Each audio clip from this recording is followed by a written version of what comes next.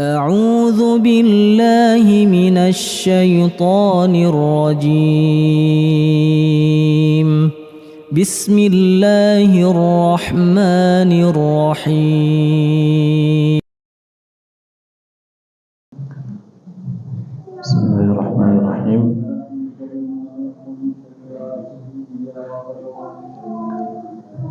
السلام عليكم ورحمة الله وبركاته.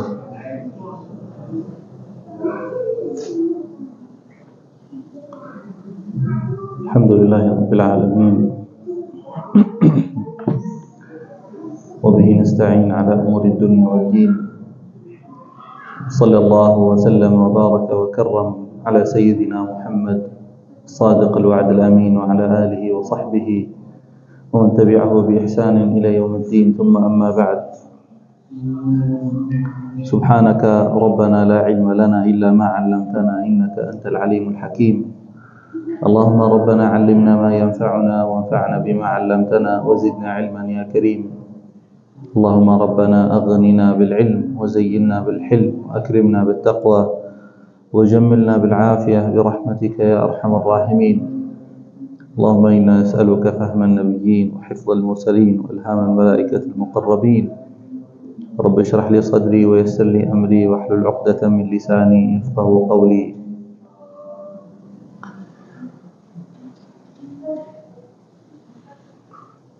Hadirin Bapak Ibu yang semoga dirahmati oleh Allah Ta'ala, kita bersyukur kepada Allah Jalla wa'ala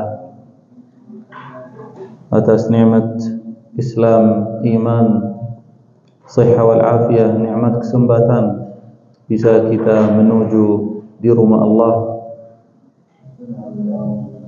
belajar atau bermudarasah ayat-ayat Allah dan hadis Nabi alaihi salatu wassalam.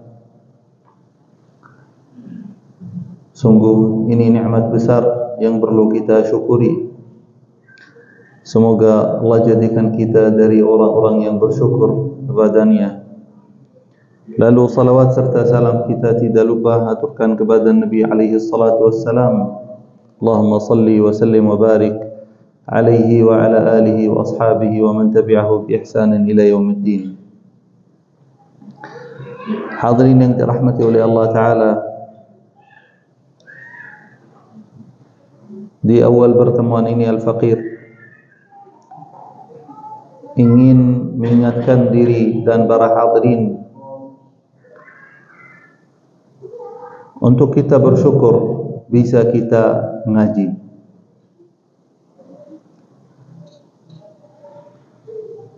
Kalau kita ingat keadaan saudara-saudara kita di Sumatera,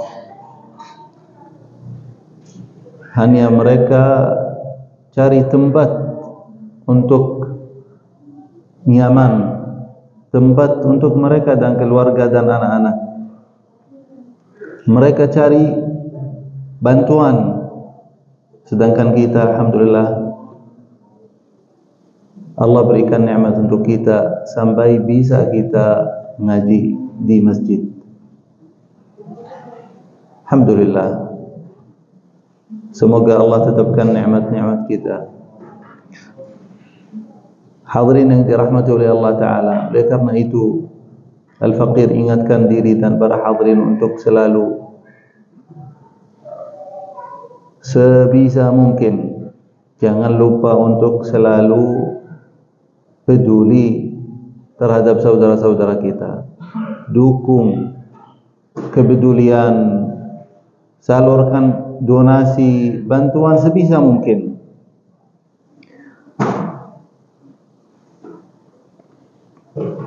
Semoga Allah tambahkan kesabaran untuk mereka atas ujian ini. Hadirin yang dirahmati oleh Allah Ta'ala,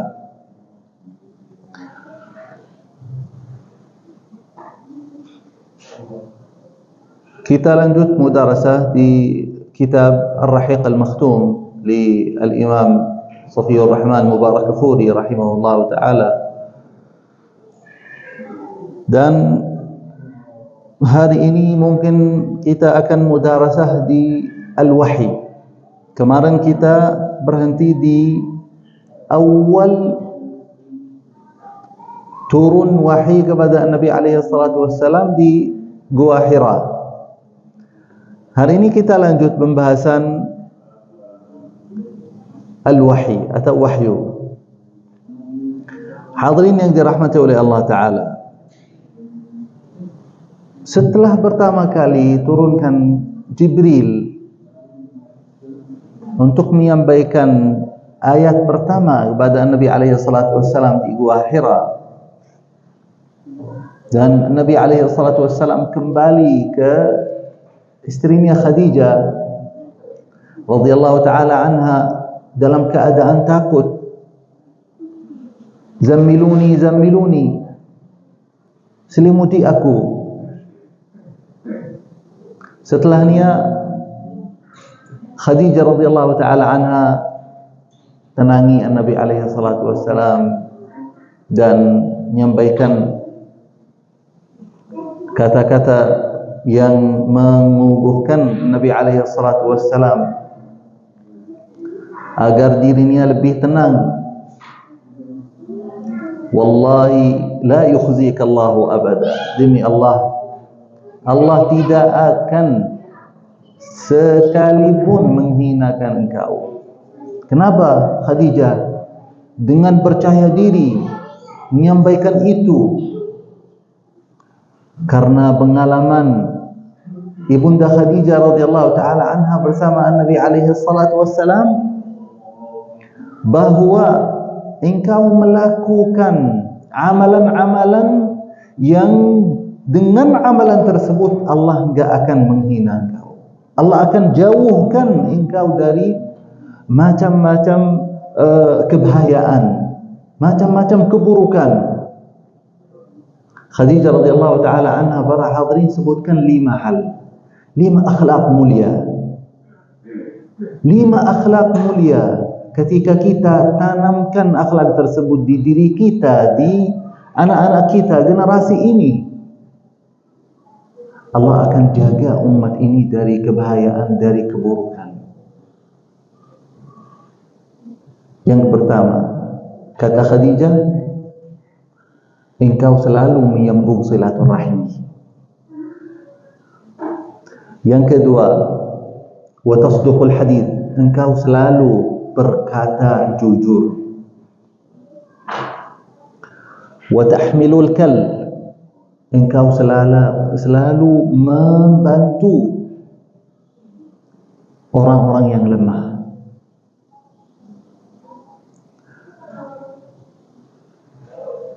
Tasilur rahim, tasduqul hadith, tahmilul kal, tu'inu ala nawaib ad-dahr, engkau selalu menolong orang-orang dalam kebenaran. Hadirin yang dirahmati oleh Allah Ta'ala, akhlak begitu mulia, akan tetapi tidak mudah untuk orang membiasakan diri dengan akhlak-akhlak itu, kecuali orang-orang yang jujur untuk mengikuti sunnah Nabi alaihi salatu wassalam, berusaha untuk menanamkan akhlak ini di dirinya dan keluarganya. Hadirin yang dirahmati oleh Allah Ta'ala, setelah itu wahyu berhenti untuk turun kepada Nabi alaihi salatu wassalam setelah pertama kali beberapa hari. Ini ada beberapa riwayat yang Al-Mubarakfuri, Imam Safiur Rahman sebutkan di Ar-Rahiq Al-Makhtum. Akan tetapi agar kita tidak sesat pemahaman kita terhadap riwayat-riwayat tersebut, perlu kita berhenti sedikit mempelajari isi riwayat-riwayat itu. Hadirin yang dirahmati oleh Allah Ta'ala, secara singkat, Al-Imam Safiur Rahman Mubarakfuri sebutkan apa yang disebutkan oleh beberapa dari ulama bahwa ketika wahyu berhenti turun kepada Nabi alaihi salatu wassalam setelah pertama kali beberapa hari, Nabi alaihi salatu wassalam sedih.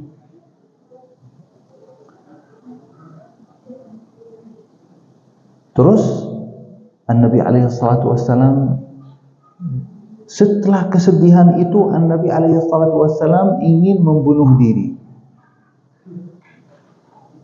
Dan riwayat itu ada, biar teman-teman tidak kaget gitu.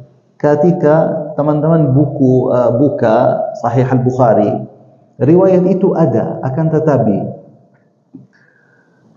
harus ada garis bawah bahwa orang yang pertama kali baca riwayat itu di Sahih Al-Bukhari tanpa rujuk kepada gurunya untuk menjelaskan riwayat itu akan salah faham dengan Al-Imam Al-Bukhari, akan dapat pengertian yang kurang.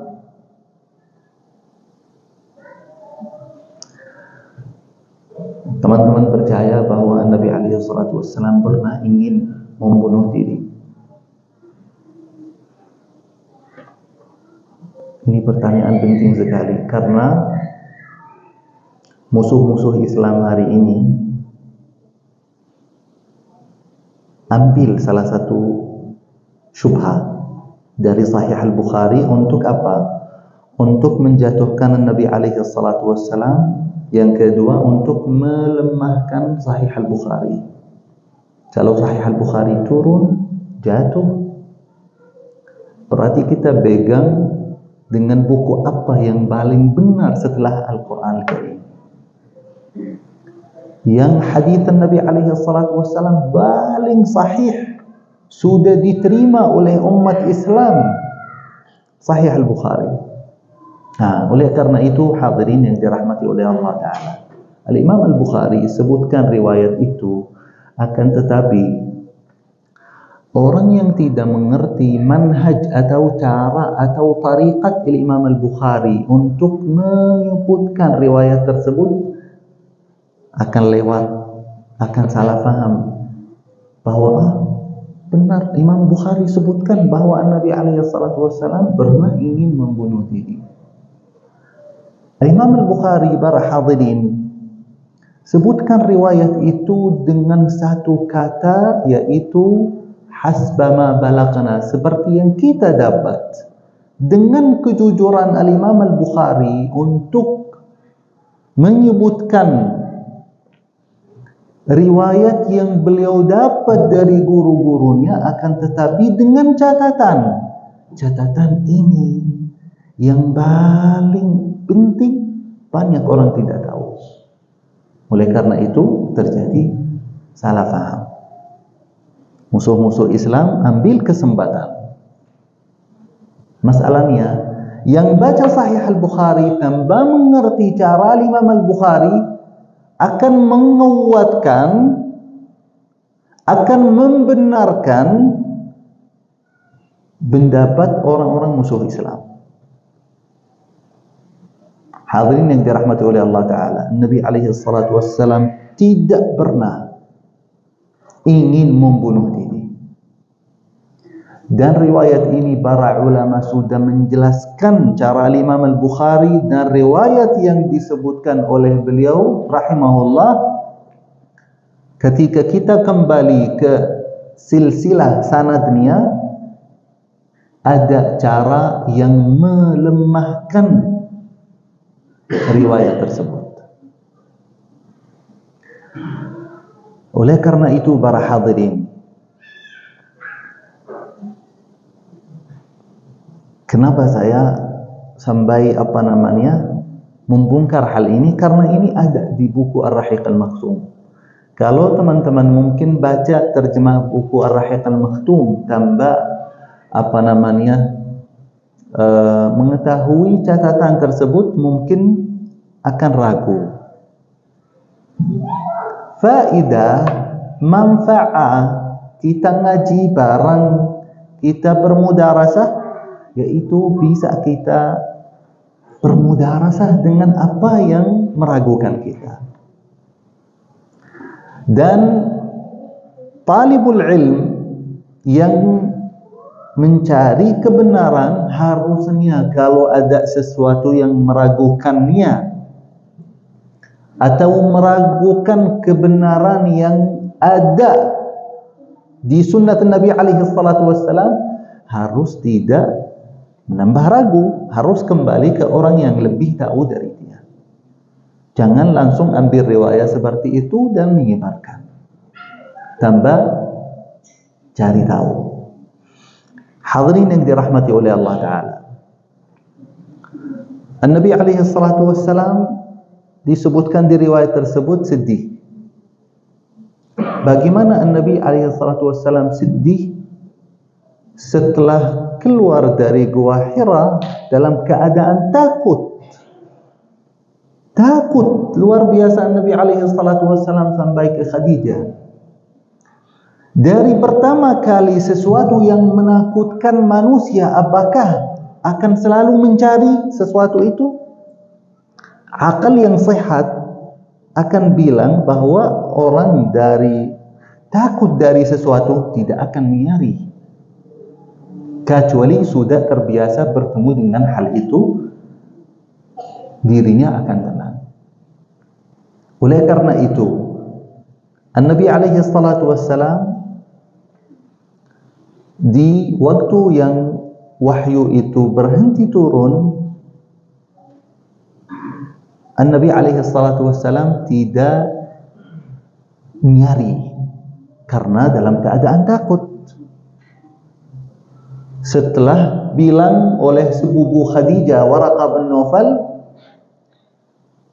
bahwa apa yang engkau wahai Muhammad lihat di Gua Hira, yaitu Jibril yang Allah turunkan kepada Nabi Musa dan Isa. Setelahnya Waraqah bin Nawfal sampaikan kepada Nabi alaihi salatu wassalam bahwa akan engkau dapat banyak ujian di jalan ini. Engkau adalah Nabi umat ini. Engkau adalah harus bersabar. Dan saya kalau dalam keadaan muda akan membela engkau. Setelah beberapa hari ini, Waraqah bin Nawfal ini meninggal. Nabi alaihi salatu wassalam setelahnya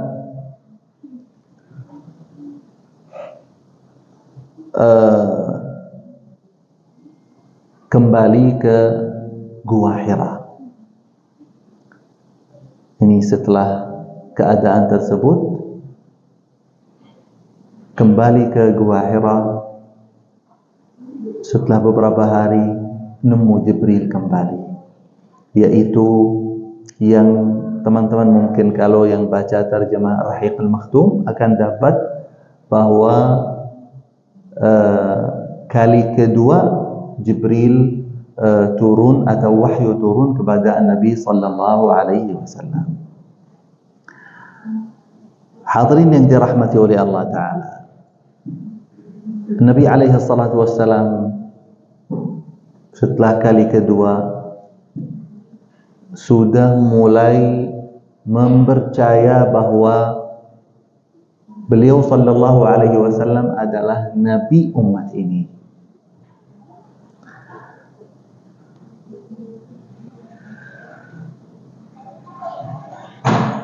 Nabi sallallahu alaihi wasallam para hadirin di kali kedua pun kembali ke Khadijah dalam keadaan takut. Oleh karena itu tidak masuk akal orang yang takut dari sesuatu setelahnya akan naik di gunung untuk membunuh diri karena hal itu sudah tidak ada atau berhenti datang. Nah, lalu untuk kita membela Nabi alaihi salatu wassalam bahwa Allah jaga Nabi alaihi salatu wassalam dari hal-hal seperti ini. Bunuh diri. Bunuh diri dalam syariat Islam, meskipun di waktu itu belum ada syariat, belum ada hukum-hukum yang sudah turun kepada Nabi alaihi salatu wassalam. Akan tetapi di dalam syariat Islam, bunuh diri adalah maksiat besar. Allah Jalla wa'ala akan jaga Nabi alaihi salatu wassalam seperti Allah Jalla wa'ala jaga Nabi alaihi salatu wassalam untuk minum khamar, untuk ikut ke tempat muda-muda Quraisy yang mereka nongkrong. Allah jaga Nabi alaihi salatu wassalam. Masa Allah tidak akan jaga Nabi alaihi salatu wassalam untuk pikiran bunuh diri? Oleh karena itu, hal ini kita bisa ambil dari kesempurnaan risalah Nabi alaihi salatu wassalam, bahwa Allah jaga Nabi alaihi salatu wassalam dari hal-hal yang buruk seperti ini. Tidak masuk akal bahwa Nabi alaihi salatu wassalam pernah ingin membunuh diri. Dan untuk kita tutup masalah ini para hadirin, begitu pun kita membela Al-Imam Al-Bukhari rahimahullah. Orang yang tidak tahu bagaimana perjuangan Al-Imam Al-Bukhari, bagaimana bahwa setiap hadis sebelum beliau tulis di sahihnya, salat 2 rakaat di Raudhah di Masjid Nabawi, sebelum menulis setiap hadis. Sahih Al-Bukhari yang sudah diterima oleh umat Islam. Masa kita percaya orang yang tidak tahu kebenaran di mana, tidak tahu cara para ulama, kita langsung terima pendapat seperti itu? Perlu kita waspada dari musuh-musuh Islam yang hari ini, yang mereka cerdas untuk menyebarkan syubhat-syubhat yang mungkin syubhat itu mereka ambil dari dalam-dalam buku yang banyak orang tidak tahu. Nah, hadirin yang dirahmati oleh Allah Ta'ala, setelah kedua kali Nabi alaihi salatu wassalam dalam keadaan takut turun pada Khadijah radhiyallahu ta'ala anha, Zammiluni, zammiluni, selimuti aku. Anzalallahu jalla, Allah turunkan Quran, yaitu Quran kedua turun kepada Nabi alaihi salatu wassalam, surat Al-Muddathir. Kata Allah Jalla wa'ala, ya ayyuhal muddathir, wahai orang yang diselimuti. Qum fa'anzir, bangunlah untuk menyampaikan dakwah ini. Taib, hadirin yang dirahmati oleh Allah Ta'ala,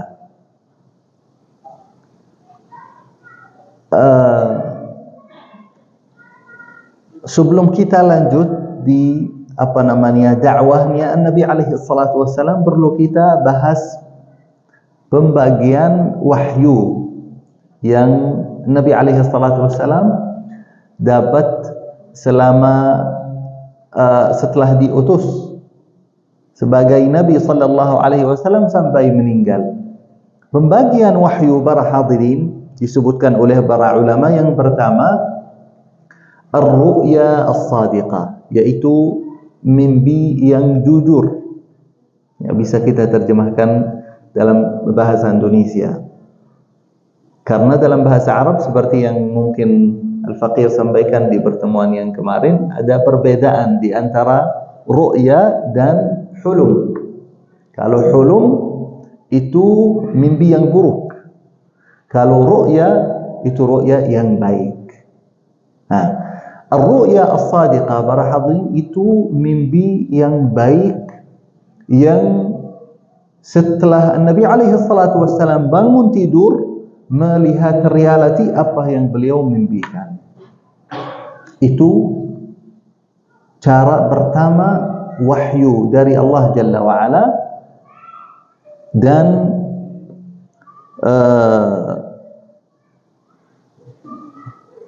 Dan cara ini, hadirin yang dirahmati oleh Allah Ta'ala,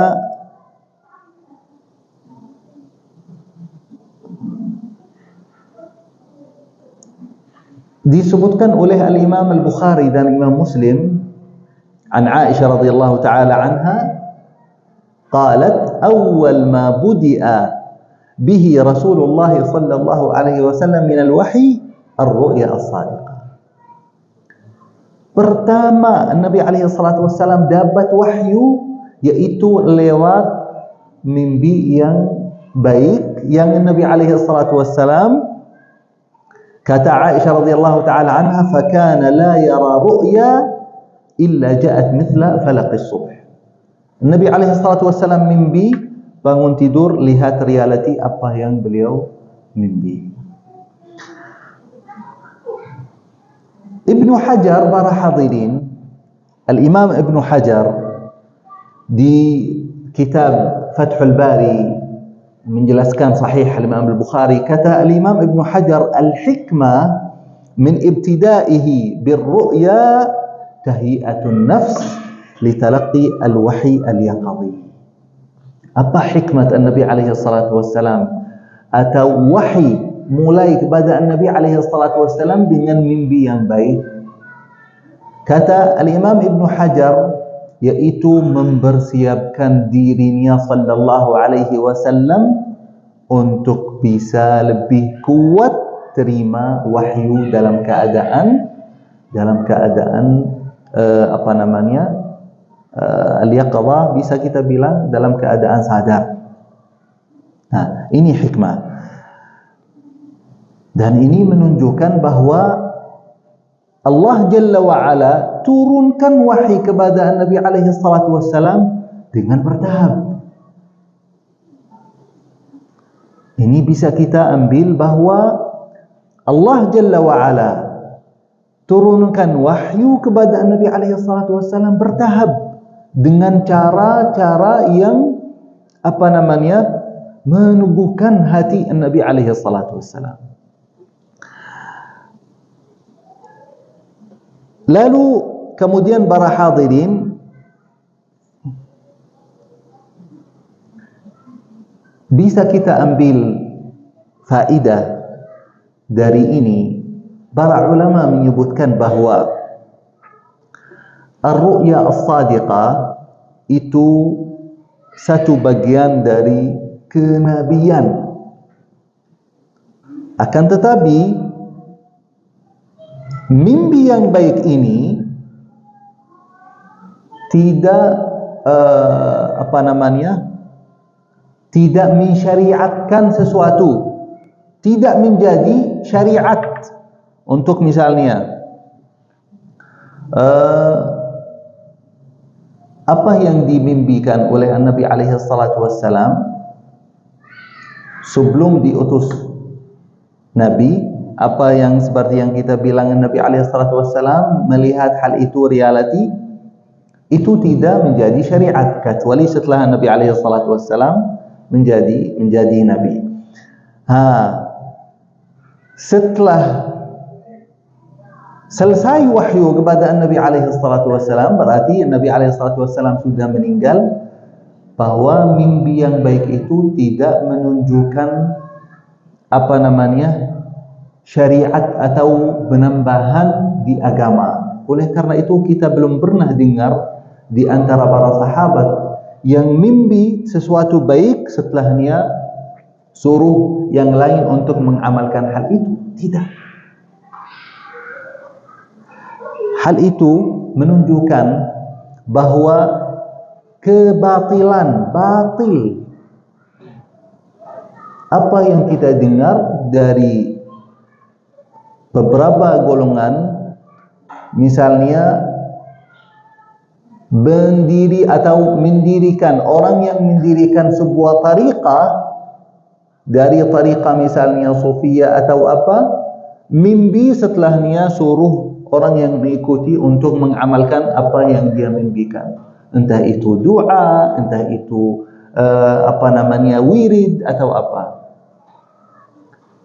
Selama itu tidak ada dasarnya di sunnah Nabi alaihi salatu wassalam, nah, kata Al-Imam Ibn Sirin, lihat Ibn Sirin ini para hadirin salah satu ulama yang luar biasa untuk menafsirkan mimpi dari tabi'in. Beliau bilang apa? Beliau bilang ar-ru'ya tasur wa la taghur. Kalau kita lihat mimpi atau memimpikan sesuatu yang baik, kita bisa tenang. Akan tetapi jangan sampai kita merasa diri lebih baik dari orang lain. Oleh karena itu kita bisa menyuruh fulan-fulan atau menyuruh jamaah untuk mengikuti apa yang dia mimpikan. Baik. Lalu yang kedua para hadirin, cara yang kedua dari wahyu yaitu al-ilqa'u fi ar-raw'i min ghairi ru'yatil malak, yaitu Allah turunkan wahyu kepada Nabi alaihi salatu wassalam tanpa Nabi alaihi salatu wassalam melihat malaikat. Dan itu hadis sahih sahih. Kata Nabi alaihi salatu wassalam, inna ruhal qudus, yaitu Jibril, nafatha fi raw'i. Hadis panjang. Ini cara kedua. Kata Al-Imam Al-Khattabi, ini wahyu khafi yang tidak terlihat. Maksudnya Nabi alaihi salatu wassalam dengar sesuatu tanpa melihat malaikat.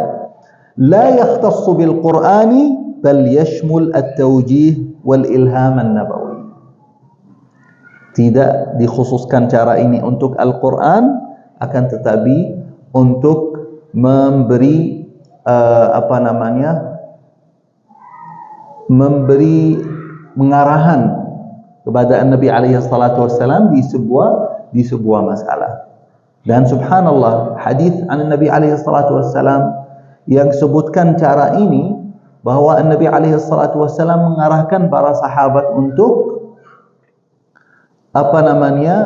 jangan meminta sama Allah dengan maksiat, karena Allah tidak akan memberikan sesuatu yang baik dengan maksiat Allah Jalla wa'ala. Itu sebuah pengarahan untuk umat Islam. Baik. Lalu cara yang ketiga yaitu Jibril datang dengan cara manusia. Dan itu disebutkan oleh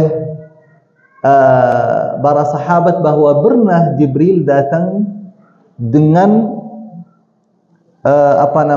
surat salah satu sahabat. Siapa sahabat yang selalu Jibril datang ke Nabi alaihi salatu wassalam dengan surat sahabat tersebut?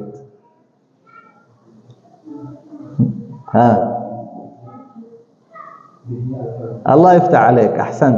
Dihya al-Kalbi. Nabi alaihi salatu wassalam dan para sahabat melihat Jibril datang pada Nabi alaihi salatu wassalam menyampaikan belajaran dengan hayat atau dengan surat Dihya al-Kalbi. Dihya al-Kalbi salah satu sahabat Nabi alaihi salatu wassalam, dan Dihya al-Kalbi terkenal dengan jadi terlihatnya baik banget gitu, Masya Allah. Baik. Kata Al-Imam An-Nawawi rahimahullah, dengan cara ini tashil talaqqi al-wahyi, bahwa Nabi alaihi salatu wassalam dapat kemudahan untuk menerima wahyu, dan itu untuk mengajarkan umat dengan cara yang bisa mereka lihat langsung. Dan hadis yang kita semua kenal, hadis Nabi alaihi salatu wassalam, innamal a'malu binniyat. Apa kata Umar radhiyallahu taala anhu? Kata Umar, aqbala alaina rajulun syadidu bayadhi thiyab syadidu sawadi sya'ar. Telah datang seorang dengan baju yang paling putih dan rambut yang paling hitam. Datang ke Nabi alaihi salatu wassalam, fajalasa asnada rukbatayhi ila rukbatayhi, lutut ke lututnya Nabi alaihi salatu wassalam, wa wada'a kaffayhi ala fakhidayhi, taruh tangannya atasnya baha Nabi alaihi salatu wassalam. Setelahnya bertanya, ya Muhammad, akhbirni 'anil Islam. Hadis Jibril at-tawil yang terkenal bahwa Nabi alaihi salatu wassalam dapat wahyu dengan Jibril datang dengan cara manusia. Apa kata Nabi alaihi salatu wassalam? Atadruna manis sa'il? Kalian tahu siapa yang datang untuk bertanya pertanyaan tersebut? Kata para sahabat, Allah wa rasuluhu a'lam. Kata Nabi alaihi salatu wassalam, dzaka Jibril, itu Jibril telah datang untuk mengajarkan kalian umur dinikum, yaitu urusan agama kalian. Baik, hadirin dirahmati oleh Allah Ta'ala, hal ini juga kita bisa ambil manfaat, bahwa orang yang ingin mendidik yang paling efektif yaitu langsung tetap muka. Pendidikan yang tetap muka itu lebih efektif, lebih baik daripada pendidikan online di zaman kita. Akan tetapi kita tidak tidak bilang bahwa belajar online itu tidak ada manfaat. Enggak, kita di zaman sudah ada kemajuan di teknologi, kita harus manfaatkan hal itu. Akan tetapi ayah pada anaknya, guru pada muridnya, pendidikan yang paling efektif itu tetap muka, karena mereka akan belajar adab, akan belajar akhlak. Bahkan Al-Quran sampai hari ini, apa yang jadikan Al-Quran itu terjaga sampai hari ini, yaitu silsilatun nasab, silsilatus sanad. Sanad itu yang bersambung. Dan Al-Quran itu para hadirin dijaga oleh Allah Ta'ala dengan cara talaqi. Fulan talaqi sama gurunya, begitu sampai Nabi alaihi salatu wassalam. Baik, hadirin yang dirahmati oleh Allah Ta'ala, cara keempat atau pembagian keempat dari wahyu yaitu al-wahyu bi sawtin ka salsalatil jars. Wahyu datang dengan suara seperti suara al-jaras. Kalau jaras dalam bahasa Indonesia apa?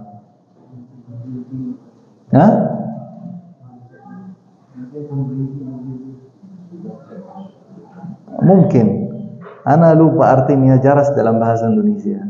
Ala kulli hal, seperti itu. Ala kulli hal, para hadirin, cara ini kata ibunda kita Aisyah radhiyallahu taala anha, cara ini paling berat. Cara ini Nabi alaihi salatu wassalam dapat wahyu dengan cara ini paling berat pada Nabi alaihi salatu wassalam.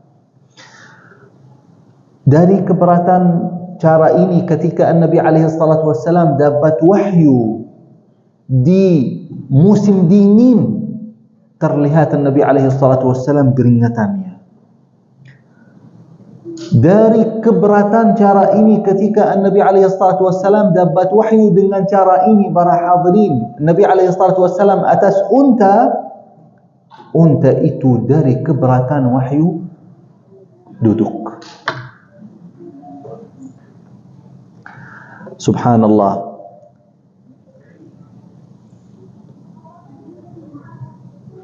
Ini menunjukkan para hadirin bahawa keagungan Al-Quran, kalamullah,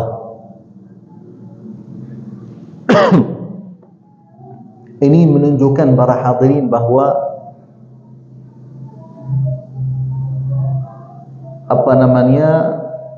di antara golongan-golongan yang mengatakan bahawa An-Nabi alaihi salatu wassalam terima wahyu itu dengan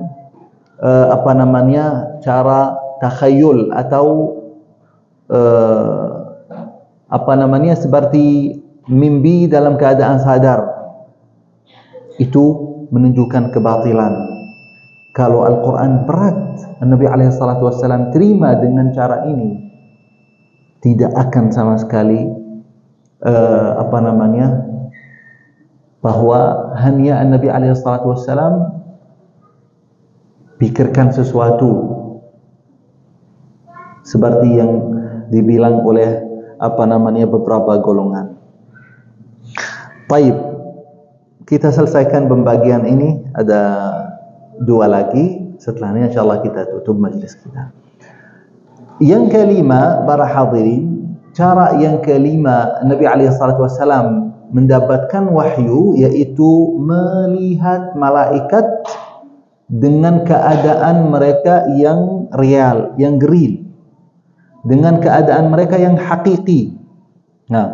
Dan itu An-Nabi alaihi salatu wassalam mendapatkan wahyu dengan cara itu 2 kali. Kata Ibnu Abbas radhiyallahu taala anhu, An-Nabi alaihi salatu wassalam melihat malaikat Jibril dengan keadaan yang hakiki.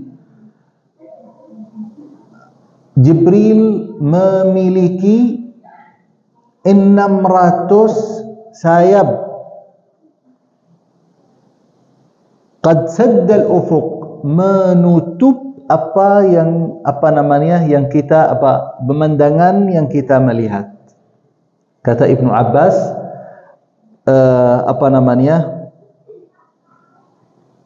Ibnu Abbas tidak melihat, akan tetapi dari An-Nabi alaihi salatu wassalam bahawa An-Nabi alaihi salatu wassalam melihat Jibril dengan keadaan tersebut. Ini para hadirin menunjukkan, kita ambil faedah bahawa Allah mentathbitkan, mengunggahkan hatinya An-Nabi alaihi salatu wassalam, sehingga An-Nabi alaihi salatu wassalam bisa kuat untuk melihat keadaan yang begitu hebat, keadaan Jibril alaihi salam. Lalu ini menunjukkan keyakinan terhadap dakwat An-Nabi alaihi salatu wassalam, bahawa Jibril turun dengan keadaannya yang hakiki untuk menyampaikan pesan dari Allah Jalla wa'ala. Lalu cara yang keenam, para hadirin, An-Nabi alaihi salatu wassalam mendapatkan wahyu Lailat Al-Mi'raj, ketika An-Nabi alaihi salatu wassalam naik ke langit untuk menerima perintah salat. Itu cara, kata Allah Jalla wa'ala di surat An-Najm, فَأَوْحَى إِلَىٰ عَبْدِهِ مَا أَوْحَى. Allah Jalla wa'ala telah mewahyukan kepada An-Nabi alaihi salatu wassalam, hambanya, apa yang diperintahkan dari salat. Hadirin yang dirahmati oleh Allah Ta'ala, ternyata Nabi alaihi salatu wassalam dapat kemuliaan setelah Nabi Musa alaihi salam untuk menerima wahyu langsung dari Allah Jalla wa'ala. Ini juga menunjukkan darajat salah di dalam Islam. Itu salah satu rukun yang tinggi, yang agung, yang perlu kita perhatikan. Bahwa Allah Jalla wa'ala memerintahkan salat kepada Nabi alaihi salatu wassalam tidak seperti perintah-perintah yang lain. Akan tetapi Allah merintahkan salat itu, undang Nabi alaihi salatu wassalam untuk memberikan perintah tersebut. Lalu para hadirin, yang ketujuh dan terakhir, Nabi alaihi salatu wassalam mendapatkan wahyu dengan yang terjadi di Al-Isra wal Mi'raj, yaitu membicara dari Allah Jalla wa'ala langsung. Akan tetapi langsung, apakah Nabi alaihi salatu wassalam melihat Allah Jalla wa'ala tanpa hijab? Hadirin yang dirahmati oleh Allah Ta'ala, ini yang perlu kita perhatikan, karena beberapa golongan yang mengatakan bahwa Nabi alaihi salatu wassalam melihat Allah Jalla wa'ala dengan keadaan Allah yang hakiki, dan itu tidak dibenarkan oleh para ulama. Berarti Allah Jalla wa'ala terima wahyu, bicara langsung dengan Allah Jalla wa'ala waktu dapat perintah salat, akan tetapi dengan hijab. Baik. Ini menunjukkan bahwa isbat sifat al-kalam lillahi ta'ala, bahwa Allah Jalla wa'ala yang bicara langsung kepada Nabi alaihi salatu wassalam tanpa ada yang menerjemahkan, dan hal itu menunjukkan kebenaran manhaj Ahlus Sunnah yang menyebutkan sifat bahwa Allah Jalla wa'ala takallama bil Quran, daripada orang yang lain bilang bahwa yang bicara dengan Al-Quran atau menyampaikan Al-Quran itu bukan Allah, yaitu Jibril. Bagaimana Allah menyampaikan Al-Quran itu kepada Jibril? Allah Jalla wa'ala takallama bil Quran haqiqatan.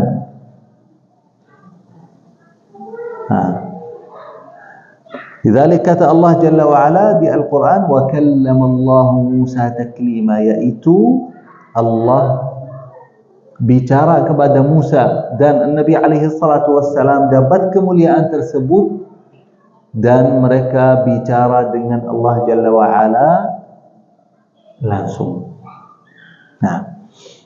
Hadirin yang dirahmati oleh Allah Ta'ala, apa yang Al-Faqir sampaikan bahwa ada golongan yang bilang bahwa Nabi alaihi salatu wassalam melihat Allah langsung tanpa sesuatu, yaitu tidak benar. Kata Aisyah radhiyallahu taala ibunda kita, man za'ama, barang siapa yang berfikir bahwa Nabi alaihi salatu wassalam ra'a rabbahu, melihat Allah Jalla wa'ala langsung, faqad a'zama 'ala Allahi al-firya, maka orang itu telah dusta kepada Allah Jalla wa'ala. Hadis itu di Sahih Al-Imam Muslim. Oleh karena itu tidak benar seperti yang disampaikan oleh Al-Imam Ibnul Qayyim dan Ibnu Katsir bahwa hal itu tidak benar yang mungkin terkenal di beberapa golongan. Taib.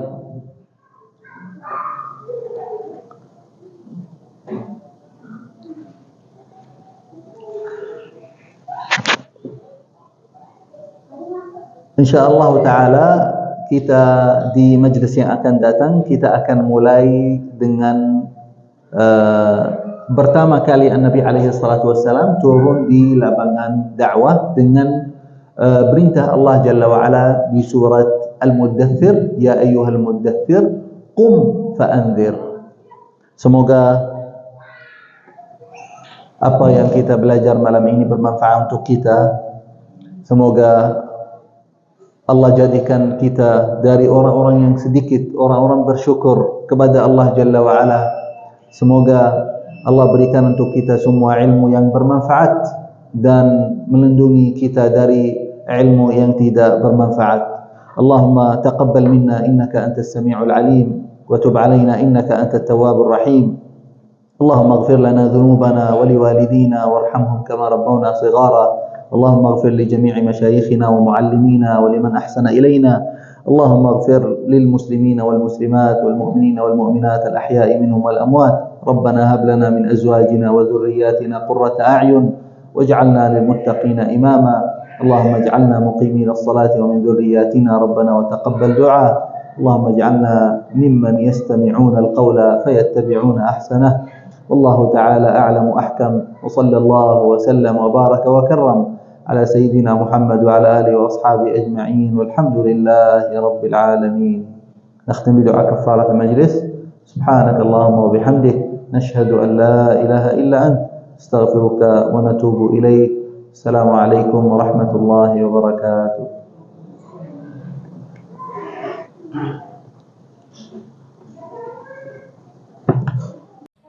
لئن شكرتم لأزيدنكم ولئن كفرتم إن عذابي لشديد